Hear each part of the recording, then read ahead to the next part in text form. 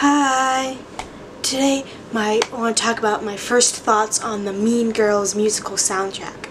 It just released a few days ago, and when I listened to it all in one sitting so I can get the full experience, and I stayed up real late just so I can have that one experience. And I'm going to be honest, I liked it a lot more than I thought that I would. I heard a lot of people comparing it to Heather's, and yeah, there is some parts that are very similar, but I thought with everything that I was hearing that I thought it was just going to be so similar that I couldn't like it because it felt like nothing new was being brought. But I was happy that I was proven incorrect because it did bring a lot more to the table, and even brought more, since I saw the movie so many times, it brought more than just someone who's seen only the movie. And I want to go not song by song, but just name some songs that I really liked and some stuff that I liked about it. But before I get into the songs, the first thing I want to say is on the playbill, the art on it has a lot of slang, but I noticed that they didn't even put the word fetch on it, which I thought was really interesting because they put stuff like savage and hashtag stuff, but since there's a joke in it, it's like trying to make fetch happen, they didn't even put fetch on the actual art for the musical. I thought that was interesting, but that's not a song. Let's move on to the songs. So the first song is A Cautionary Tale. And it kind of turns this whole thing into Janice and Damien telling the story of it, and I think that's a good idea because since it turns it into them telling a story, it kind of can get away with over-exaggerating a lot of what would happen. Because a lot of this does feel like over-exaggeration of what it would maybe in high school, and because it's a musical on Broadway, of course it's going to be over-dramatic. So they have a little bit of an excuse once they did that, and I really liked that.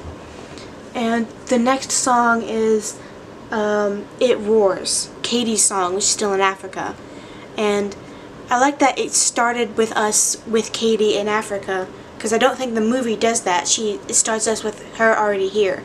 And it gives us a little bit more time with her finding out who she is before she changes into one of the plastics. And we find out that she is very sweet, and it matches the song. The song reminded me of like a Disney song. It honestly reminded me of Once on This Island. And that feeling of like a magical, childish feeling fits with Katie's character because she's very nice and very sweet and a little bit childish. And that matches her other songs like Stupid with Love. They both have that same feeling, and I like that it matches her so well, and I know it was done on purpose. And next, I really liked Meet the Plastics. I loved everything about Meet the Plastics. I love Damien's Broadway feel. I love Janice. I love Regina George's vocals. She sounds like a very powerful old jazz singer. She has a really deep singing voice. Not really deep, but that deep power behind it. It's also the same in I Want the World to Burn. That's a Regina song she sings later. She has that same power feeling, and I love the way she sounds. I love Gretchen. She sings really fast, like she's scared she's going to get cut off, so she has to lay everything on the table, and it's like, you should listen to what I have to say. I have all of this to listen to. And I like that feeling. And I love Karen. Karen's the funniest part of this musical, and I love her. She's just really adorable. I just fell in love with Karen. I love her. She's my favorite in the whole musical. And her song, Sexy, which was probably one of my favorites because the entire song is really funny. And that song I've listened to multiple times after I've listened to it in the first listen. And I can't describe the humor in Sexy because there's a lot of jokes that fly by really fast. And I would recommend listening to that one. I'd also recommend, if you're just going to listen to a few songs, listen to Apex Predator, which is this is a song they've been pushing as the big number in the whole musical. And it's a really good song. It's one of my favorites. My favorites are Sexy, Apex Predator, and Watch the World Burn. And I know a lot of people really liked the last song, and I don't remember the title. I'm going to need to read it. The last song, I See Stars. And it's a slower song, which I thought was interesting to end on a musical on a slower song. But I do like it. I think it's really it's a good song to end on because it doesn't end on the romance. It ends on the message of Katie telling the crowd at prom that we have to have like a girl power moment. And she brings up stars, and stars have been brought up a lot with Katie. That's kind of like what she's connected to throughout this musical.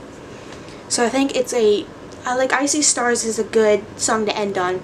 Honestly, it grew on me. When I first heard it, I thought it was a bad like song to end on because I thought it should have ended on a more energetic number. But I see that that's what they wanted to go with.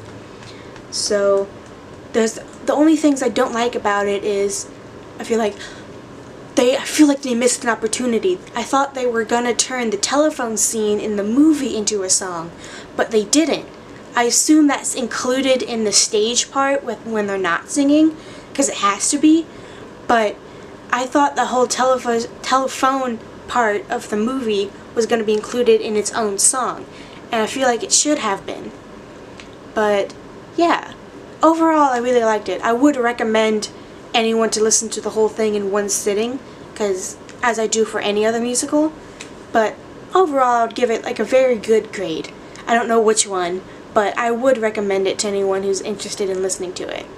So thanks for watching. If you liked it, I'm gonna post Broadway-themed videos about once a week. So like, subscribe, do your thing.